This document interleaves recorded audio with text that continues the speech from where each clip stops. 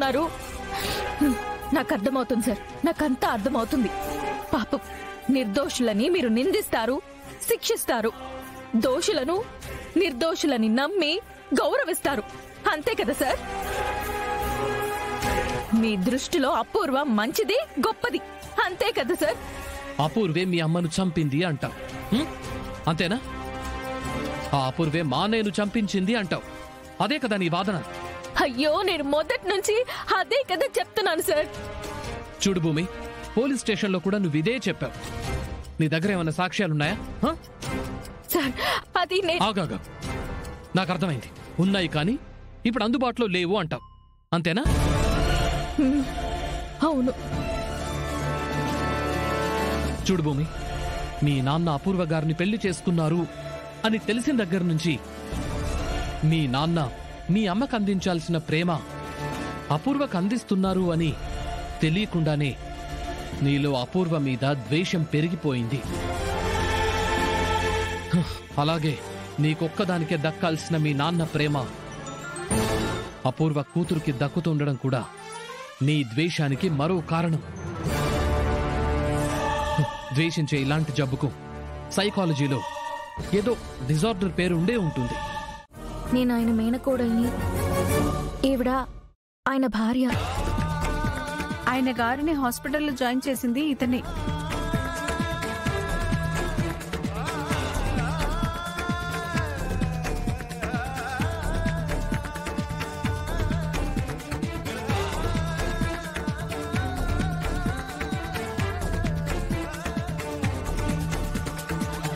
ఈ రోజుల్లో రోడ్డు మీద యాక్సిడెంట్ అయిన వాళ్ళని రోడ్డు మీద వెళ్తున్న వాళ్ళు చూస్తూ పోతారే కానీ పట్టించుకోరు.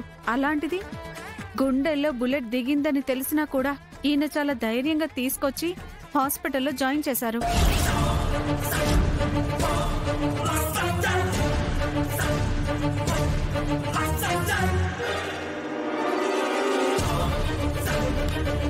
మా ఆయన్ని ఎవరో తుపాకీతో చంపాలని చూసారా? అవును మేడం. మీరు మాట్లాడుతుండండి, నేను ఇప్పుడే వస్తాను.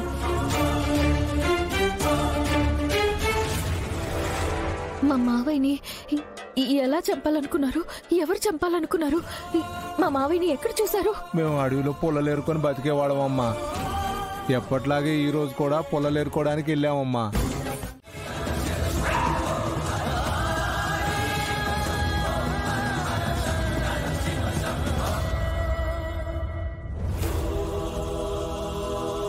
పోలీస్ కేసు అవుతుందో మరొకటి అవుతుందో అని భయపడకుండా మీరు ధైర్యంగా హాస్పిటల్లో జాయిన్ చేశారు. ఏం చేసినా మీ రుణం మేం తీర్చుకోలేం. అంత పెద్ద మాటలు ఎందుకమ్మా? మీరు పెద్దోళ్ళమ్మా. మీరు అలా దండం పెడుతుంటే మాకు ఇబ్బందిగా ఉంటదమ్మా. నా వల్ల ప్రాణం నిలబడిందంటే అదే చాలమ్మా నాకు.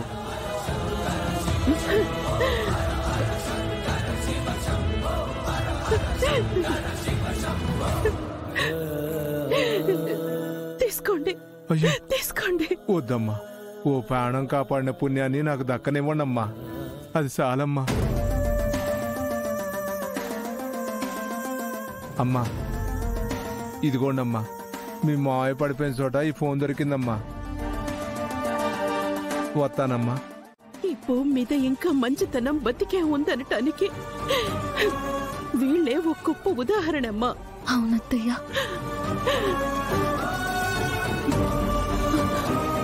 మాటల్లో పడి మర్చిపోయాం. చెర్రీకి ఫోన్ చేసి మీ మావయ్య బతికే ఉన్నారని చెప్తానన్నావు కదా, చెప్పమ్మా. వద్దత్తయ్య.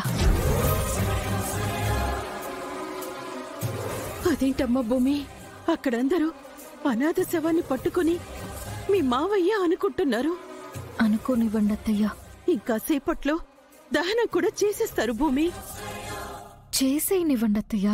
నువ్వేం మాట్లాడుతున్నావో అర్థమవుతుందా భూమి? నాకు కాదత్తయ్య, మీకే ఏం అర్థం కావట్లేదు.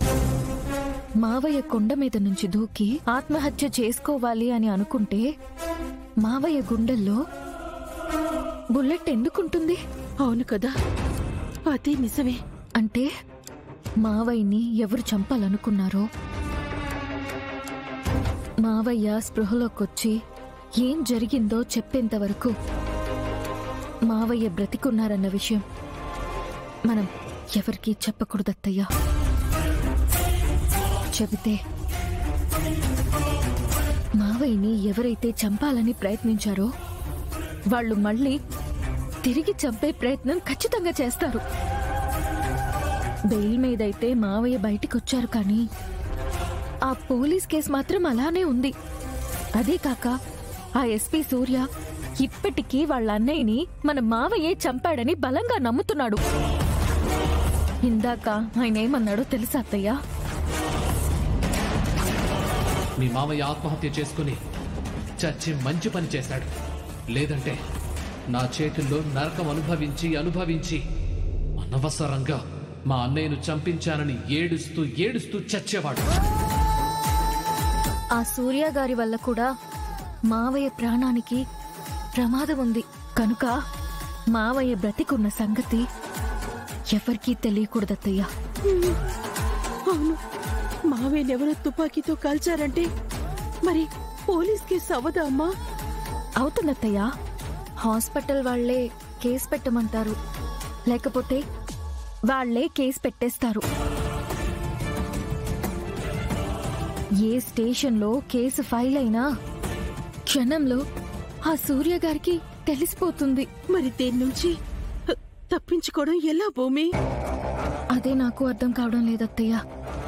పోలీస్ స్టేషన్లో కేసు పెట్టకుండా తప్పించుకోవడానికి ఏదో ఒక ఆలోచన ఆ భగవంతుడే మనకి కలిగించాలి.